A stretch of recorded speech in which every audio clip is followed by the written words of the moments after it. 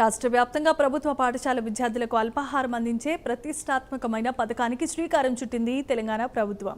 ఖమ్మం జిల్లా మధిరాలో deputy CM Bhatti Vikramarka ఈ పథకాన్ని ప్రారంభించారు. హరే రామ హరే కృష్ణ ఫౌండేషన్ ప్రతినిధులతో కలిసి కార్యక్రమంలో పాల్గొన్న ఆయన రాష్ట్రంలో ఏ ఒక్క చిన్నారి కూడా ఆకలితో ఉండకూడదన్నదే ప్రభుత్వ లక్ష్యమని స్పష్టం చేశారు. మన ప్రజాప్రభుత్వంలో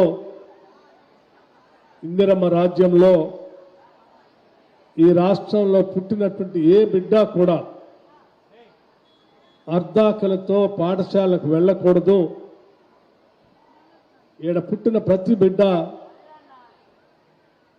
ఈ రాష్ట్ర భవిష్యత్తు, వారి భవిష్యత్తే మన భవిష్యత్తు. అటువంటి బిడ్డల భవిష్యత్తు కోసం మనకి ఎన్ని ఆర్థిక ఇబ్బందులు ఉన్నప్పటికీ కూడా మన బిడ్డలు పాఠశాలకు వచ్చి చదువుకునేటప్పుడు